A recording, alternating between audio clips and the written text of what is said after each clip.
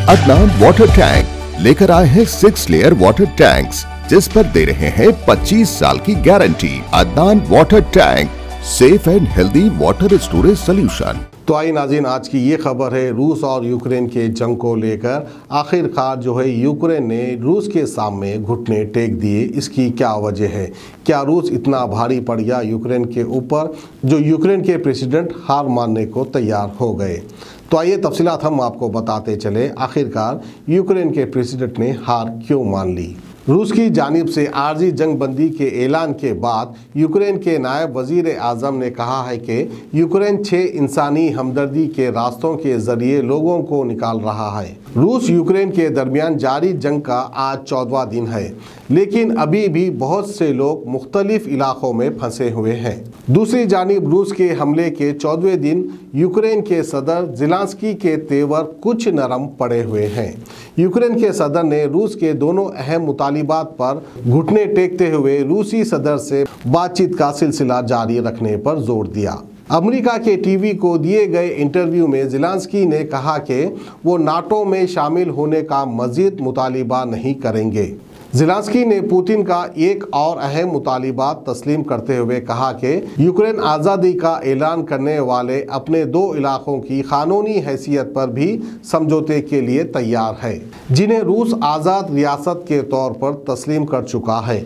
Ukraine के सदर ने मजीद कहा कि यूक्रेन के नाटो में शामिल होने के मामले पर मैं काफ़ी पहले ही ठंडा पड़ चुका हूँ। मैं ये समझ चुका हूँ कि नाटो यूक्रेन को कबूल करने के लिए तैयार नहीं है। नाटो मुतनाज़िया मामला से खौफजदा है, उसे रूस का सामना करने से डर लगता है। ज़ेलेंस्की ने नाटो की मेंबरशिप के हवाले से ये भी कहा कि वो ऐसे मुल्क का सदर होना गवारा नहीं करेंगे जो किसी चीज़ के लिए घुटनों पर बैठकर किसी से भीख मांगे। यूक्रेन के सदर ने रूस के दूसरे अहम मुतालिबे पर बात करते हुए कहा कि वो अलहदगी पसंद तहरीक वाले इलाके के मामले पर बातचीत के लिए तैयार है।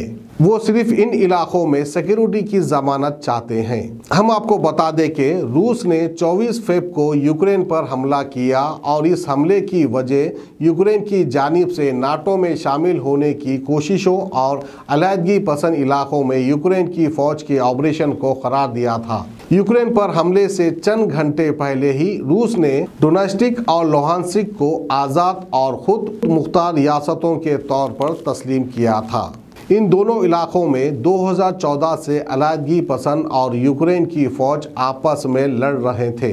रूस चाहता है कि यूक्रेन भी इन इलाकों को आज़ाद रियासतों के तौर पर तस्लीम करे। दूसरी जानिब रूस यूक्रेन की नाटो में शमूलियत के भी खिलाफ है, क्योंकि नाटो सर्द जंग के आगाज़ में सोवियत यूनियन से यूरोप को बचाने की खातिर ही वजूद में आया था और अब रूस अपने पड़ोसी ममालिक की इसमें शमूलियत को अपनी कौमी सलामती के लिए ख़तरा समझता है, जो वो किसी भी हालत में नहीं होने देना चाहता है, क्योंकि हर किसी को अपने अपने मुल्क की हिफाजत के लिए ठोस कदम उठाना था जो रूस ने उठाए थे। तो ये थी हमारी आज की खुसूसी खबर रूस और यूक्रेन के वार को लेकर। जर्मनटन हॉस्पिटल ऑर्थोपेडिक से मुताल्लिक हर मरीज यहाँ शिफायाब। इनाम याफ्ता doctor Mir Jawad Zar Khan, senior orthopaedic surgeon, advance operation theatre, ICU, digital x ray, laboratory, physiotherapy, pharmacy, sharing और प्राइवेट रूम्स, लेडी डॉक्टर्स और डॉक्टर अर्जुमन सुल्ताना गैनाकोलॉजिस्ट की खिदमात हासिल। वाजिबी फीस और मुकम्मल सहूलियात से हजारों मुतमईन। एम्बुलेंस से आरास्ता Germanton orthopaedic hospital, pillar number 150, Attapur, Hyderabad.